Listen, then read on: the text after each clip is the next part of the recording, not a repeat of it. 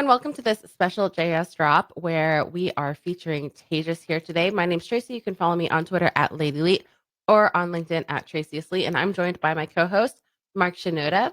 Hi, Mark. Hi, Tracy. So, Yes, and Mark, where can we find you online? yeah, on Twitter, Mark Shenouda. I'm Mhm. on our website, writing blog posts there, and LinkedIn. Nice, amazing. So Mark's an engineer here at this dot.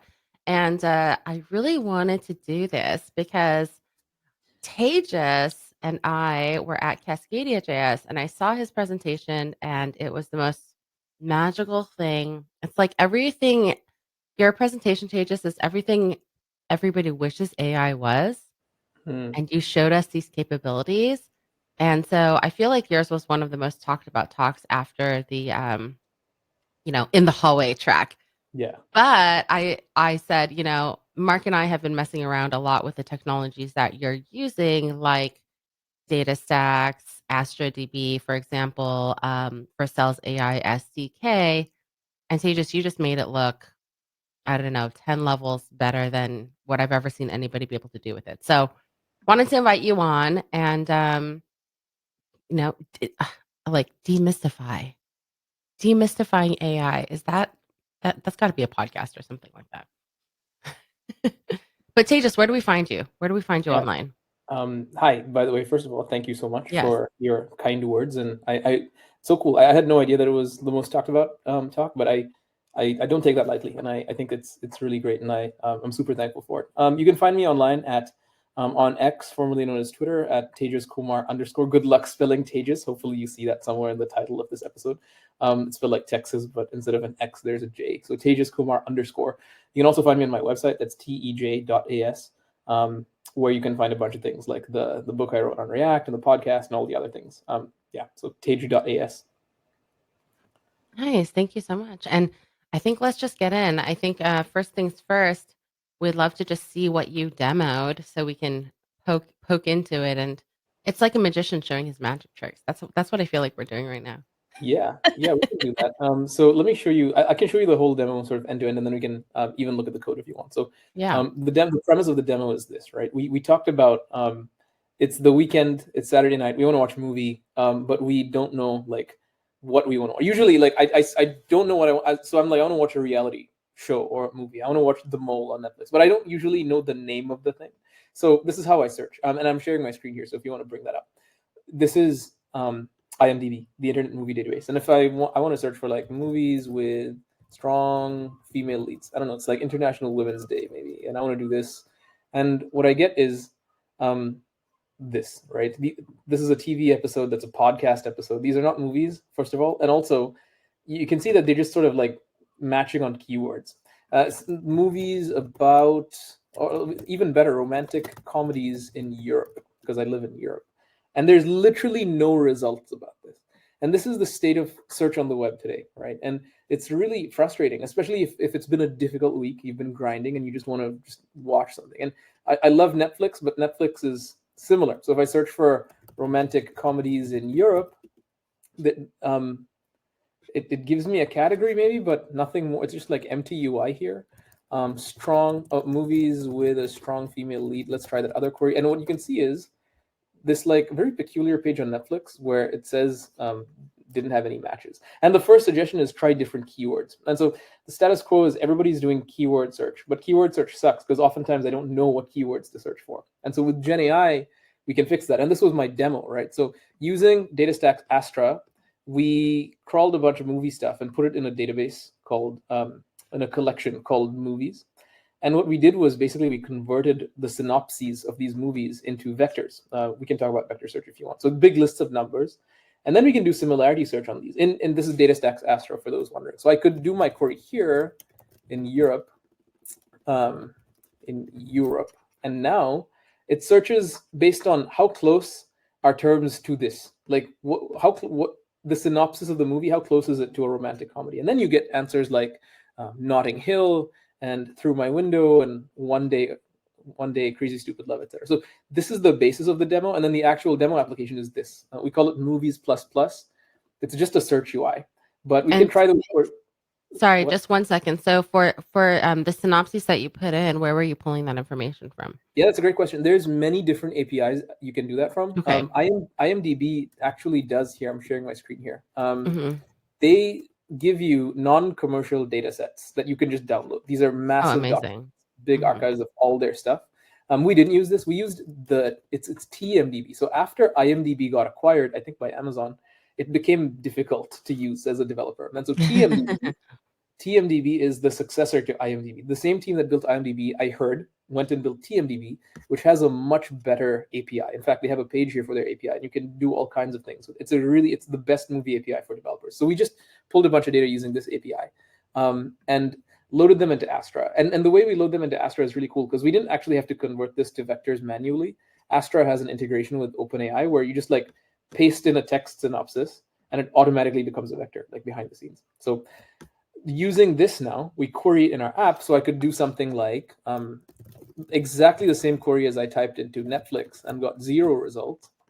I do romantic comedies in Europe, and I get these. And the cool thing is we're using a large language model here, and so it knows that I care about Europe. So the result set like highlights for me the city in Europe, continental Europe, where these movies happen, which I think is a nice touch.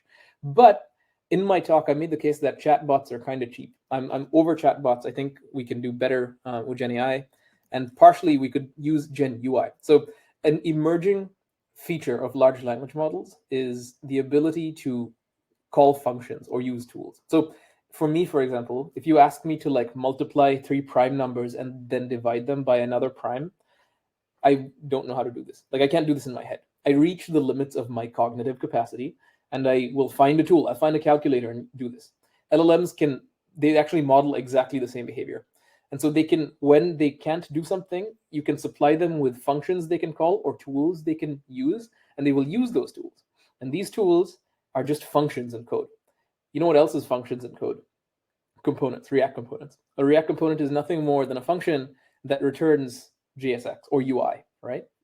UI is a function of state. UI equals f of s. That's the equation. So call a function with some state and you get UI. And since it's just a function, an LLM can call it. And so if I ask here in my demo, show me what might this look like as UI. And now obviously it doesn't know how to like render UI. So it's going to call the function given this data and generate me UI. And it's just calling a function and returning VDOM, returning JSX. I may have rotated my API key. Now that I think about it, yeah, I did. So I'm going to go get a new token and do that again. Security, and probably after this, I'm going to have to generate a new token as well. So bear with me for a sec. I got to go to .env. If you see some tokens here, please don't copy them. I will rotate them after, etc., etc. So let's run this again with the new .env. You can actually see that it failed. Authentication failed. Is your token valid? Nice. Let's try that again. So yes. It's 3,000, I think. Yeah. So now romantic comedies in Europe, and we'll say it will give me some textual responses. Yes. And now what might this look like as UI? And now if I hit enter, it will get some posters. And look at this. So this UI is just like generated from the LLM. It called a function that returned JSX. That's what happened. And it gave as arguments, aka props, these movies here, right? But it gets even more bananas. Like I could be like, show me the trailer for Notting Hill. And again, it's just going to call the React component that is a trailer, give Notting Hill as a prop, and we're like actually playing video here of the movie. And then I can go back to text and be like, what was the critical reception of Notting Hill? As in, did people like it? And it comes back to text. So really, it's more than a chatbot, right? It can give you rich UI that is even interactive. Like these are not just non-interactive server components. They can like be clicked on. They can have state. I was talking recently to my good friend Malte, the CTO of Vercel, and he mentioned how cool would it be if like you could just say, hey, I want to change my password. You go to support. Maybe you're a user who doesn't know where to find the like forgot my password page. And so you just go to the support, which is this bot, and you're like, I want to change my password. And instead of saying, okay, well, underneath your avatar, click here, and then settings and all of this, it just like embeds the reset password component right there. You enter your old password, your new password twice, you hit save, done, right? This is the future. This is what GenUI is. And the Vercel AI SDK, full disclosure, I used to work at Vercel, so I'm a little bit bullish. The Vercel AI SDK enables that. And I think that is the future for Gen AI. It should be, at least. So I think where I was like, hold on, was Yeah, I also have a where question. yeah, go ahead, Mark. Go. Yeah, like the components, the generated components, are those coming from Vercel AI SDK, or you have another model beside the LLM you are using that generates them? This is a really good question. This is actually a very, very good question. So I can show you where the components come from. It's and then we can talk about what that means for our development workflows. So let me show you my VS Code. Let's actually show you the code for this. Where we go to, let's go to the AI file. So this file contains all of the AI logic, and it comes from a function called create AI by the Vercel AI SDK. That is AI/RC. And so we have this one function called continue conversation that is called. And all it does is it connects a conversation history, that's this.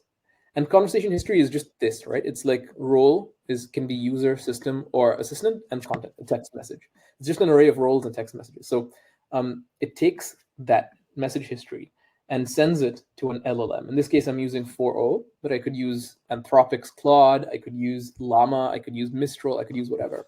So you have a model, you have messages, and then this text function is what happens when the model returns text. And here I am returning a markdown wrapped component, but I could just return this content and you'll just get text back. The tools is where it gets interesting, because this are the functions that are called by the LLM. So to answer your question, the LLM, by adding this configuration object tools, we tell the large language model, we tell GPT-4o, these are tools available to you to use when you feel they should be used. Kind of like if you ask me to multiply 3 prime numbers and then divide them by another prime, I'll be like, calculator. I just know it exists. This is how you tell the large language model, you have these tools available to you. But then the question becomes, okay, how does it know when to call the tool? What is this intuition, right? And that's very simple. It comes from this description property. Literally, look at the description. When the user asks for a trailer, use this tool. And so the LLM can parse this string and go like, the input prompt is asking for a trailer. Okay, I'm not going to respond with text, but instead I'm going to call this function. But wait, this function expects parameters, movie name. So then it will generate the movie name, right, based on the context of the conversation, and pass it as an argument or a prop, in this case, to this function. And then in the function body, I can do whatever I want and just return you the React player component. I can also, and I want to draw attention to this, I can yield, it's a generator function. So I can yield UI at various stages. For example, I can show a spinner first, and then I can get the data, then I can show another spinner, I can yield another spinner, and then finally I can return the final value. This is made possible by streaming server components in React. But this is the flow. So you just tell the LLM, these tools are available to you, you describe them, and then the LLM will call the tool when it matches the description with the user prompt. Wow, and I see you also used dot. That means like it's typed props for the components. Wow. Yes, that's a hard requirement by the Vercel AI SDK, because you need to deterministically call the function with the right props, right? And so you cannot afford to have the LLM hallucinate props. And so that's why. So if the LLM creates props that are not what the developers expect, then this will throw an exception and it will force a regeneration. Yeah. Yeah. Okay, so like the images that were created, so this movie trailer component that you created, that's where you're getting the kind of the images and things like that, and No, that's the being movie pulled. trailer component is a YouTube embed, but there's another component called movies, which is just a big list of images. Yeah.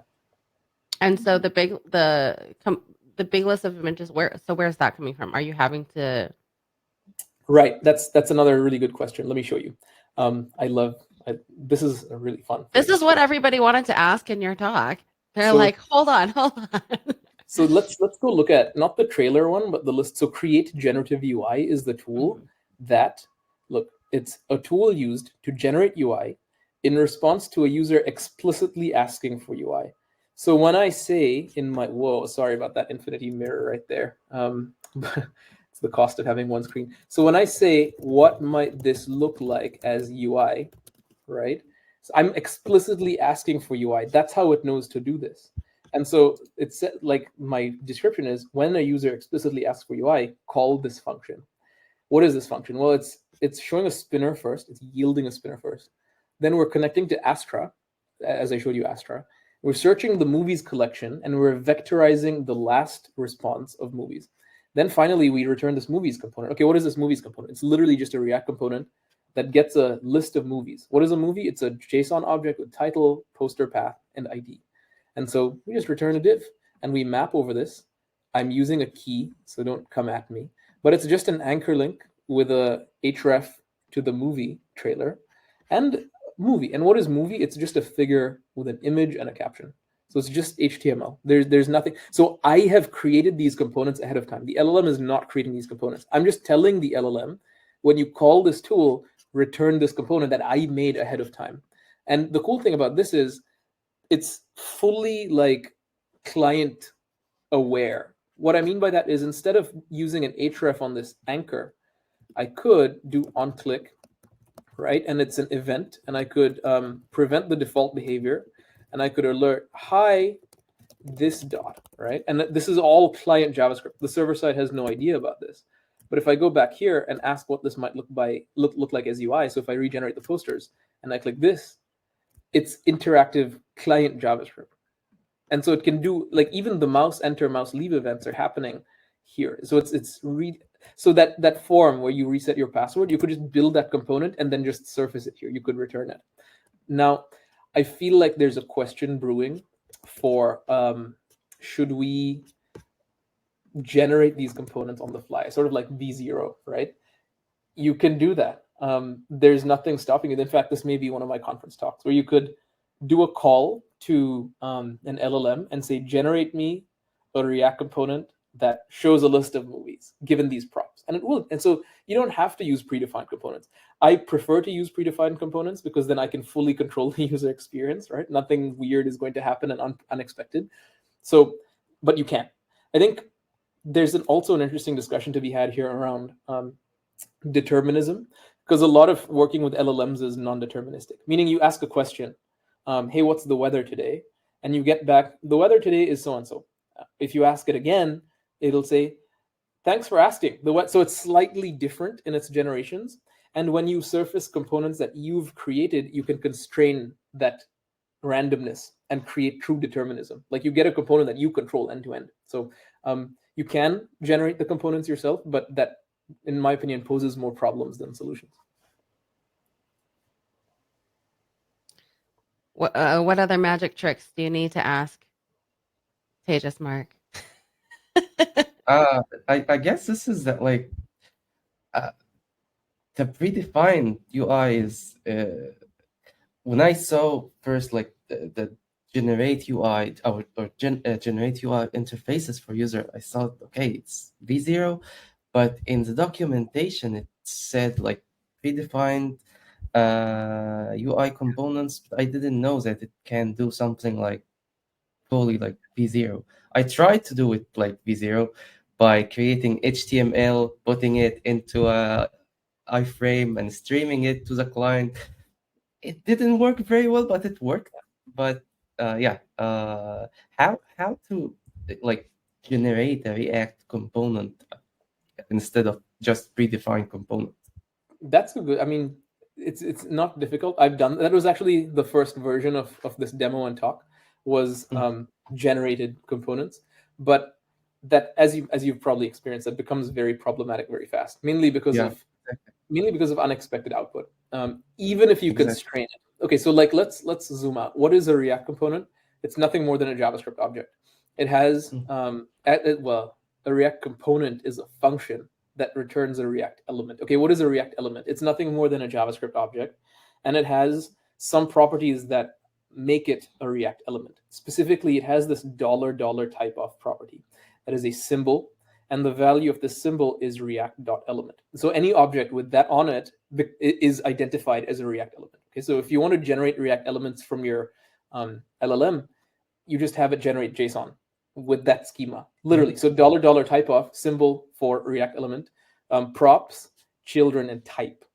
That's it, right? Any LLM can generate JSON. The problem is it's almost never what you want. It's almost never exactly what you want. And that's why predefined components have a leg up here.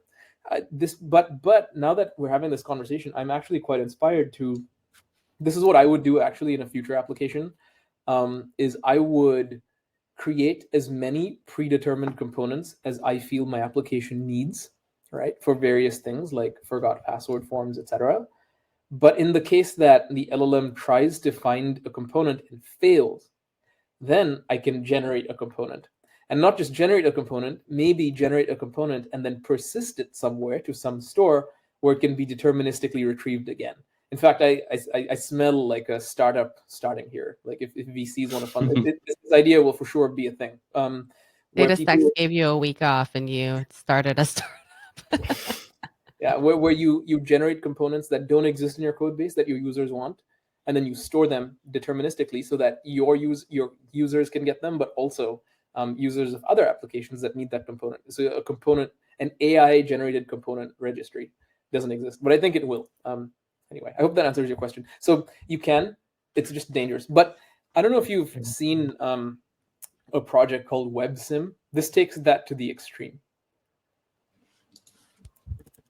I haven't seen it. Do you want to share with us? Share the screen with us? And yeah, WebSim.ai is a project that is it's created to look like a browser, like Chrome. Here, let me share my screen with you. It's created to look like Chrome. So if I share WebSim.ai, this is what it looks like. And as you can see, it literally has like window Chrome. It's got the full screen buttons, and so it looks like a browser.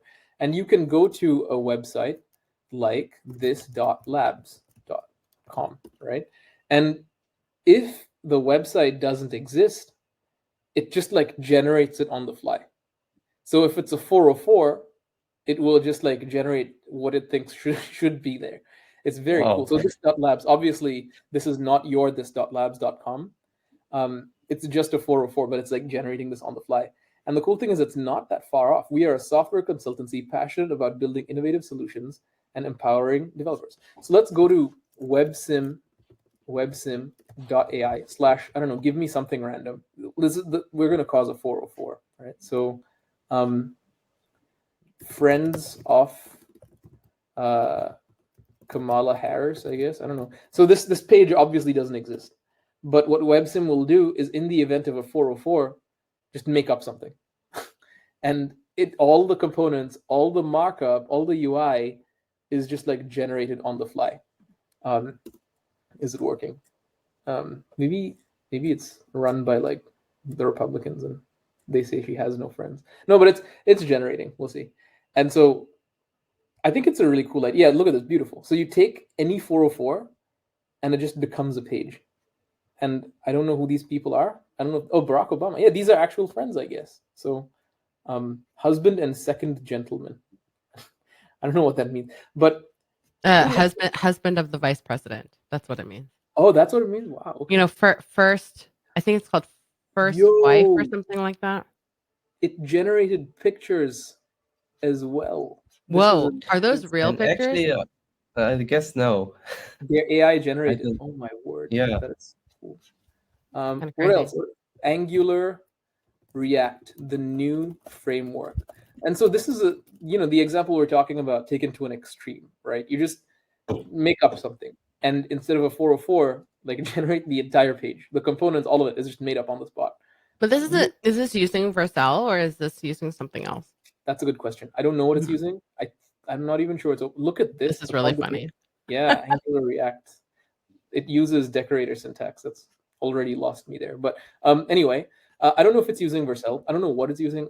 I don't even know if it's open source. I don't see a GitHub link here. So I'm a little bit skeptical. I hope it's open source. We can learn. But either way, you could build this using the Vercel AI SDK if you want. One other nifty thing is it allows you to choose the model. And so you could see what like Sonnet will generate over GPT-4o, etc. I like that it created an animation here as well. So anyway, I think this will never be useful for production use cases, because at this point in time, at least, maybe I shouldn't say never, but at this point in time, LLMs just don't know exactly what we want, and so they will always create some permutation of it, but predefined components are the way to go, because then we can like tailor the details. And going back to your code again really quickly. So the trailers that were generated, the images that were generated, that wasn't stored anywhere. That wasn't like generated by AI. It was basically you referencing or calling, I don't know what the word is, IMDb. So you're just pulling it directly from the website.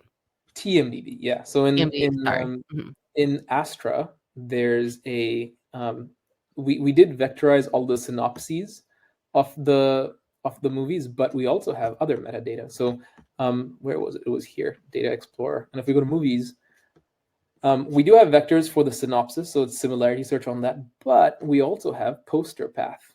Okay. So the poster path is, it knows the poster path, but when it shows up in the UI, is it coming from Astra or is it coming from TMDB? Yeah, Astra stores the path, but the Okay. actual image is, so you see this starts with a slash. Right. Before the slash is like tmdb.com/post/. So the image comes from TMDB, but the path is associated with the content. So the full pipeline is, we can search, for example, like movies about superheroes right here. And this will obviously surface some results. And so the Avengers, great first pick. So the search is done based on the vectorized synopsis, but the record has other fields like the poster path, like just the title of the movie. And so this is the first result, and then we just pick the whole row, including the poster path.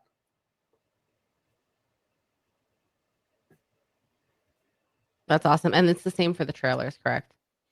Yeah, so exactly. The trailer, actually, yes, but you'll notice there's no trailer URL here in this database schema, so that's a really good question. We do have the ID of the movie. And so somewhere here, this is the TMDB ID. So what we do is tmdb.com/trailer/ID or some variant of that, and that's how we get the trailer. That's what I saw. And then just in defining this, in defining the like for the database, right? So you have this ID here, and then you have the image URL, Yes. or the poster path, sorry. So, or title as well. So did you define that before you added everything to the vector database, or did it just do it for you? You're asking really great questions, and I love it. I'm so here for it. By the way, I think now is a really good time to say that all of this stuff is fully open source, and so I can walk you through the code just on GitHub. So here, what we have is the whole Movies++ repo, and in scripts, this is how we inserted a bunch of stuff to Astra. So we had movies.json. This is equivalent to that huge IMDb dump that we saw, right? You can download a data set from any movie provider, IMDb, TMDB, or Kaggle. Kaggle has like enormous data sets. So you're going to get a data set, JSON or CSV, from somewhere. And then what we do in our JSON file here, we have an ID, a title, a poster path. That's it. But this obviously has no synopsis, right? So how do we get the synopsis? Well, we take this large data dump, and we have this Python script. Again, you can write this in whatever language you want. We just chose Python because it was easy, but you could do this in JavaScript or TypeScript. And what this script is doing is it's getting the movies.json file, reading it, and then we actually go to this URL, the moviedb.org/movie/ID. So we go there, and we just load all of the text content from this page. All of the so like the page is obviously HTML, and we just take all of each element's text content, and we have this function scrub that removes like words like login, forgot password, all of the non-essential stuff. And what we're left with is just the text content of this. That's actually how we get the synopsis. We don't like look for one element that has a class name synopsis, because all the class names are obfuscated. So instead of like targeting the synopsis, we just like get all the text from the page of this movie and remove words like login, forgot password, terms of service. Like we don't need that. And we treat that as the synopsis. And then we vectorize that. So notice content is we're scrubbing the page content from the website. By scrubbing, we just remove non-essential words. So this is what we actually insert into Astra. So we insert the content into this field called $vectorize. We also insert the content. And Astra is smart enough that whatever's in $vectorize automatically becomes a vector embedding. And we set the other fields, title and poster path, and some metadata about when we inserted it. That's it. That's all we do. And then the content, meaning the page's content, is also inserted and vectorized. So this is how everything gets from TMDB into Astra. It all starts with that movie dump, which is either you download that from IMDb or somewhere, and then you go to a public website that has information about it and steal its text content. I hope that's and by the way, this is scrub. This is all the stuff we're removing. Looks like all of this login to edit and stuff. We just replace that with nothing. It's a very basic function. So if I model what's happening here, is we have in our data set, for example, Kingdom of the Planet of the Apes has title and poster path and ID. ID is 653346. So if I go to our ingester, our load movies, we're going to this URL, right? The moviedb.org/movie/ID. So if I go to that, for this title, this is what I get. And so we take all of the text content here, the actors' names, the reviews, all of it, and we remove things like login and join TMDB. And that's what we vectorize and store in Astra. And so then when you do similarity search, even for something like William H. Macy, probably, this movie will show up because he's in it and he's part of the text content on the public website. I have a question. So the old way I was doing this is vectorize first the content, store it in the vector in Astra, and then when I search, I use the same model to embed this as well and search with it. Is it the same? You just put the text in the vector, $vector, and it did this job. Is it the same when you also getting this data from the database? Yes, that's a very good question. So this $vectorize field is very special because it's a relatively new feature that we launched. So maybe when you used Astra, it was not around. And previously, the way you would do it is exactly as you mentioned. It wasn't $vectorize, it was $vector. And you can still use that today. So you go generate a vector from whatever machine learning model, embeddings model you want. You get a big list of numbers and you insert that. We automated that away to where you don't have to do that anymore. You just like insert plain text into $vectorize, and it will speak to the underlying model and generate embeddings for you. And then when you do a query for the field vectorize, you also submit your query in plain text, and it will translate that to vectors, do the similarity search, and give you the results behind the scenes. It's a recent thing. I can show you how this works. It's actually pretty cool. So what you see is in our movies database, at the very top, there's the OpenAI logo, and this is the model we use for embeddings. So this collection, movies, is connected to this model. So any vector search that's a string that goes in will be converted to vectors using this model. Any stored data using $vectorize will be converted using this model. This model is this collection's vectorizer. They're a direct connection. And if I was to create another collection, let's call it this dot, I can choose my embedding generation method here. Either bring my own embeddings, that's what you were talking about, where I manually choose like a dimension level, or I can use my OpenAI account and just choose the model instead. And once you choose a model, that model becomes both the model for generating and storing embeddings and also searching and retrieving vector search responses. And it's really cool. And the really nice thing is it's not just OpenAI. We actually partner with many people to generate embeddings. So you could even host your own embeddings model on Hugging Face and generate embeddings for whatever you want. And a lot of people do this because it's maybe cheaper or they're working on premise or something like that. We also have a very close partnership with NVIDIA. So you can use their embeddings models, and I think it's free if I'm not mistaken. And they just automatically generate embeddings for you. So the really cool thing is you don't have to think. For us, it's all about like making this stuff accessible, democratized to everybody, and we don't want people to have to like reason about like, oh, what embeddings model do I choose, or how many dimensions, or just pick one, and that's it. And then you work with plain text or JSON. You can even like turn JSON into embeddings, right?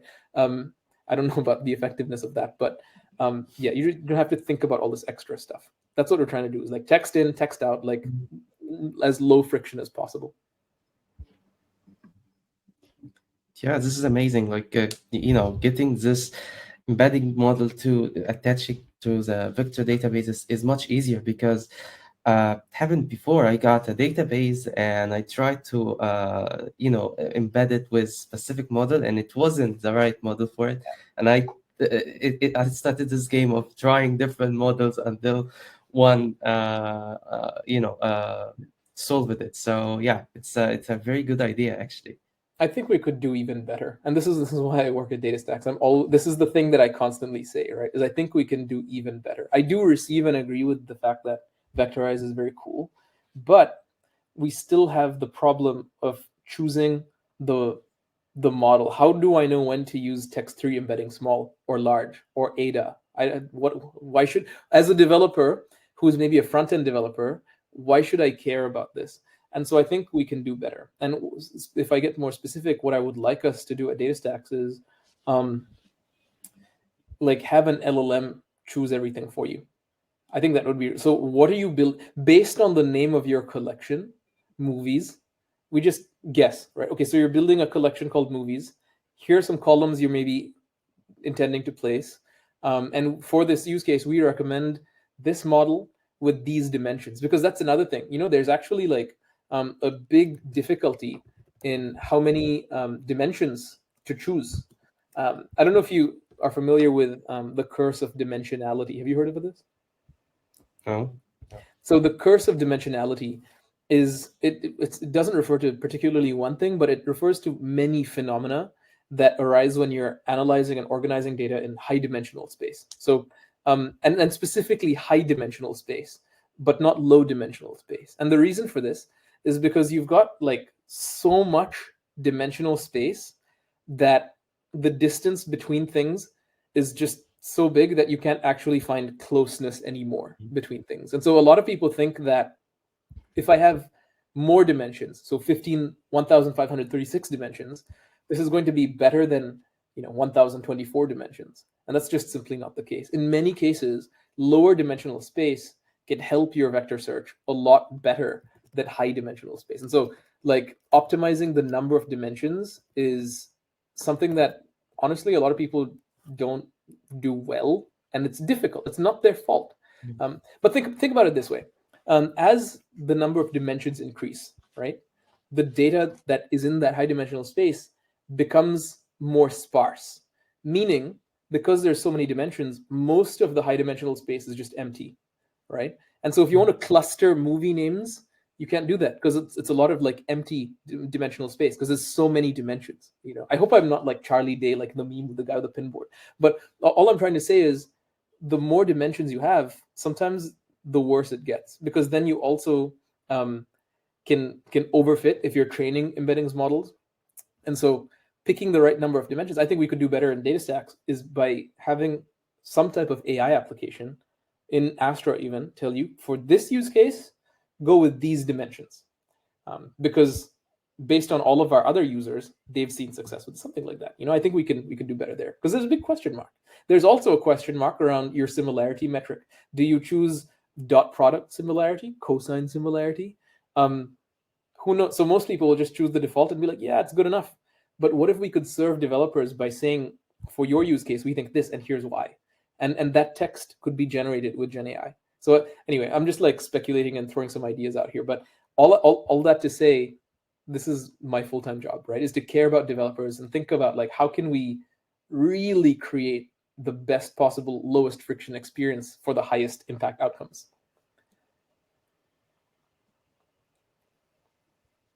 This is so awesome. You have any other questions, Mark? We're running on time, so no. Okay. This was so much fun, Tejas. What's the URL again? Can you send it in the private chat and then I can go ahead and make sure to post it as To well. what, to the repo To or the repo, yeah. Sure, I'll put it here in the chat, and then we can share it with the people. I'm so excited to Great. see this forked and taken forward and experimented with. Yes, this was so awesome. Thank you so much for doing it. I mean, I feel like you answered all my questions. You know, whenever we give talks, right? It's always, I think our talk at Cascadia was 20 minutes long. Yeah, And so yeah, it's so hard in 20 minutes to truly, you know, get all of the questions asked and, you know, everything just looks so beautiful and like magic. yeah. And also, I could have hid behind a video, right? And so I Yeah. really appreciate the opportunity to come on here and like go a little bit deeper and dive into the details. I really enjoyed it. And I want to thank you so much for letting me do that today. Oh, yes. No, I mean, thank you as well. This was so much fun. Definitely check out everything that Tejas does. He has a really cool podcast called Contagious. And That's I right. swear every time it comes through my LinkedIn feed, I have to say it in my head. I said Contagious. How, like, what a smart name. So check out the Contagious podcast. It's really, you interview some really cool people. Like you're And going to be on it soon. yes, yes, I'm so excited as well. Thank you everyone for listening, and hopefully this inspires y'all to just get more into AI related stuff, whether it's Vercel's AI SDK, whether it's using DataStax Astra DB, whether it's I don't know, just messing around with different models out there. There's just so much out there. All right, we'll see you all soon. See you later. Bye. This program is presented by This.Labs, a framework agnostic consulting firm helping enterprises realize their technical goals through staff augmentation, consulting, project management, on-demand subject experts, training, and other professional services. Find out more at This.Labs.com.